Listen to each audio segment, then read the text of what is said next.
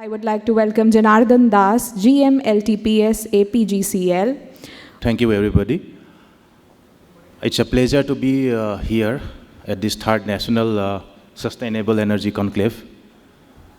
I would like to thank the organizer, APSC News Network, and host partner, Department of Energy, Government of Chhattisgarh, and the co-host partners, Chhattisgarh State Power Generation Company Limited, Chhattisgarh State Power Distribution Company Limited, and Chhattisgarh State Power Transmission Company Limited.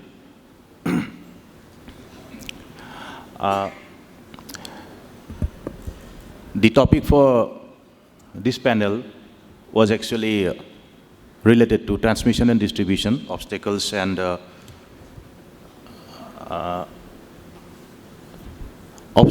challenges ahead. And actually, I am not from the transmission and distribution sector. Actually, I am from the Assam Power Generation Corporation Limited. So I am actually a generation person. But still, I have gathered some information about what the DISCOM in Assam, that is Assam Power Distribution Company Limited, is doing right now. And yeah, can we move ahead with the slide? So I'll rather skip these slides because I think our eminent speakers have already talked much about the sustainability goals and the transition from fossil fuels to non-fossil fuels and our roadmap ahead. I'll just keep these slides and I'll go straight to some recent developments in the state of Assam. Yeah, we have around 500 plus megawatt capacity addition target for solar generation.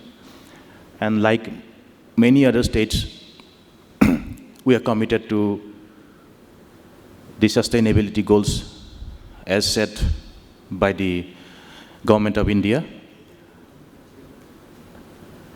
And we are working on battery storage and pump storage as well. And we are into green hydrogen. Sorry, we have established a joint venture with Oil India Limited for green hydrogen project. And as you can see, this is your target for renewable energy capacity addition by 2030.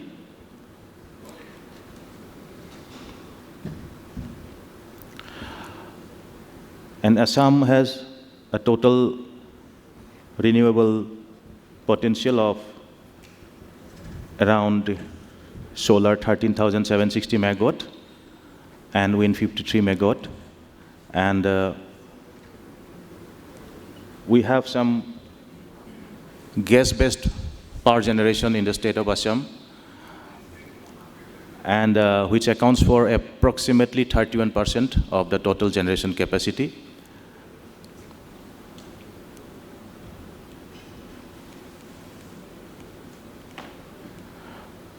I'll skip all these slides because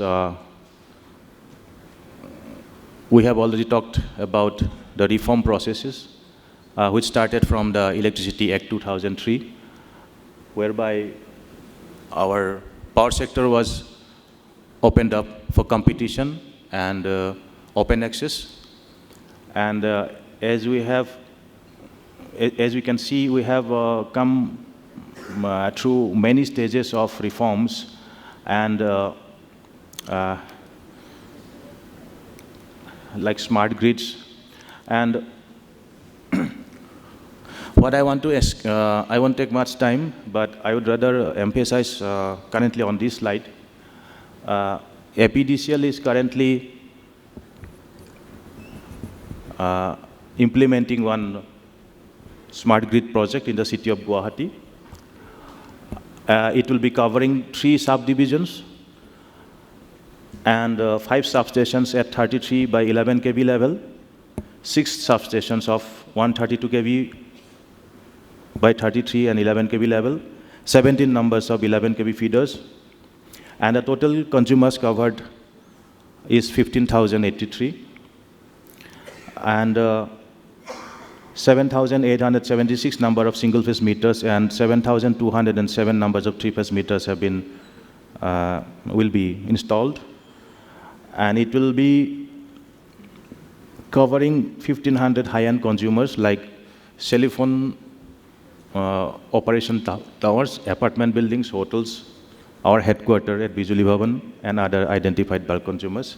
And I take this pride to say that Assam leads the other states as the highest number of installed and smart meters as of 2025.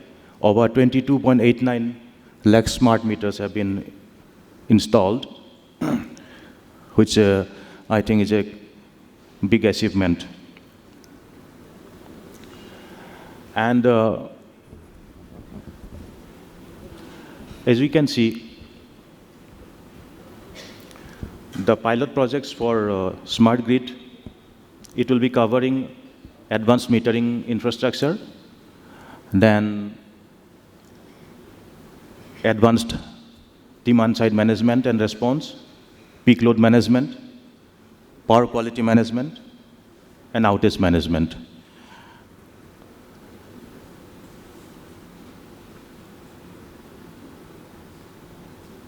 These are the expected benefits from this smart grid project. It will help in reducing the peak load demand and shifting the load to off-peak hours, and it will help in avoiding outages and quick response, thereby leading to customer satisfaction. And it will allow the capability to enforce power sector related penalty, thereby leading to higher revenues. And ultimately, all these actions will lead to reduced TNC losses, AT&C losses, thereby increasing revenues. So, as we can see, the policy recommendations for a vibrant and robust T&D sector will involve clear and consistent policy networks and strengthening regional cooperation for power transmission across states, and increasing the role of digital technologies, and DISCOM reforms and financial restructuring. So, today, the Indian power sector is at a crossroads. It has already traversed a long way in making India sustainable. As we can see, we have zero demand and supply gap right now. But moving forward, we need to ensure that this growth, the growth that our country has seen, it is continued in a sustainable basis. And I think we should be all optimistic about ourselves that we'll be able to meet our goals, which is net zero by 2070. And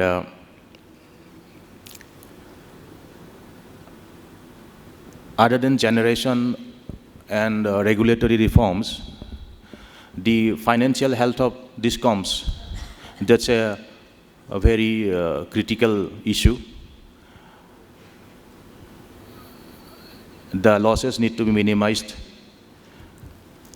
and these losses can be minimized through some regulatory and reforms, and as well as embracing technology. So that's all I have to say. I think the panel discussion will take place very soon, and that's my presentation. Thank you. Thank you, everybody. Yeah. Okay, thank you. And I would like to thank all my friends and compatriots in Chhattisgarh State Distribution Company, Generation Company, and Transmission Company. As we have seen, you are doing a very good job, and I hope your growth will be continued in a sustainable way. Thank you. Thank you very much. Thank you so much, sir.